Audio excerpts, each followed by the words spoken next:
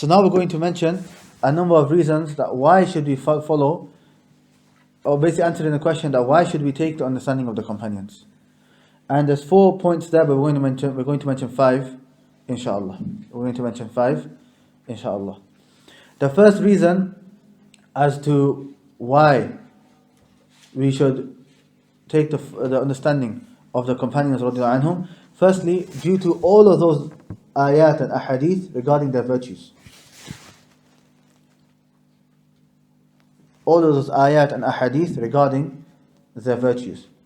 So some of them we've taken before, like the ayah, all those rewards in the ayah are for the Sahaba and those who follow them. So it shows we should follow them in their understanding and their methodology also.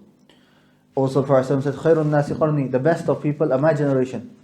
And it only makes sense for you to follow the best of people and not the worst of people.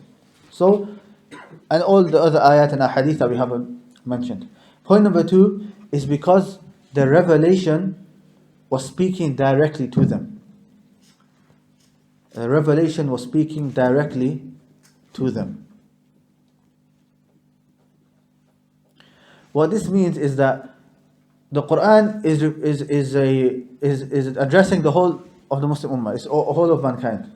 But the first people that he addresses are the companions, radiallahu anhum. And that's why this leads us on to the third point, which is that the companions lived during the time of revelation. The third point, the companions lived during the time of revelation. And how does this show that their understanding was correct? This shows the understanding was correct because if they were to do something wrong, if they were to make a mistake, what would happen? An ayah would come down to correct them. The Prophet ﷺ would go and he would correct them. An incident took place, and then an ayah would come down addressing that incident. And that is something only for the companions and not for anybody after them. And many a time you'll find the Sahaba radiallahu anhum, they would understand this as well, and they would use that as a proof. So they would say, we would do a certain action, وَالْقُرْآنُ يَنْزِلْ, whilst the Qur'an would come down. Meaning, why did they say that? To show that the action that they were doing was correct. Because if it was not correct, the Qur'an would have come down and prohibited them from doing it. Likewise, many a time the hypocrites, they would plot against the Prophet ﷺ, and the Prophet doesn't have knowledge of the unseen. What would happen? Allah subhanahu wa ta'ala would send down ayat to inform the Prophet ﷺ of the plan of the hypocrites and Jews and so on. So that is also point number 3. Point number 3. The next is that the Quran was revealed in their language. The Quran was revealed in their language.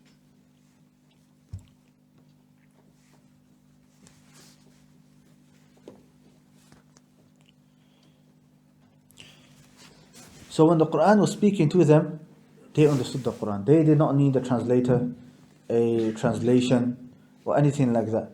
They understood what the Quran meant. And that's why many of the time, if you want to understand what a word means, we would go to their explanation and their tafsir. Ibn Abbas would say, this word means this, and this word is referring to this, and so on. It was in there.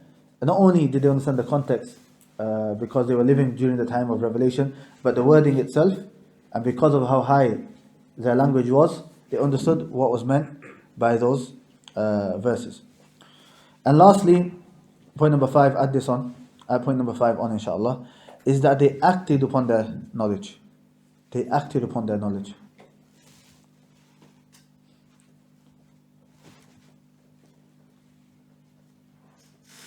And this is something very important.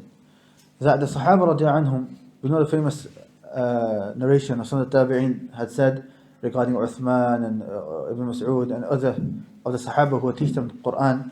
They said that they would learn 10 ayat. And then they would stop, and then they would understand those 10 ayat, and then they would act upon those 10 ayat. Once they had done that, only then would they move on to the next 10 ayat. And that's at the end of the narration, they said, فَتَعَلَّمْنَا الْعِلْمَ وَالْعَمَلَ جَمِيعًا. We learned knowledge and action together. So the Sahaba, they weren't people that would just listen and narrate and memorize and that's it, but they would act upon their knowledge. And that's ultimately the objective behind the Quran coming down. The Prophet said in Sahih Muslim, وَالْقُرْآنُ حُجَّةٌ لَكَ أَوْ عَلَيْكَ. The Quran is a proof for you or against you. You learn sincerely for Allah, you understand the Quran, you act upon the Quran, it's a proof for you on the Day of Judgment. You learn for other than Allah, or you learn but you don't act upon that knowledge, it will be a proof against you on the Day of Judgment. So these are 5 reasons, or 5 points showing the importance of the understanding of the Salaf.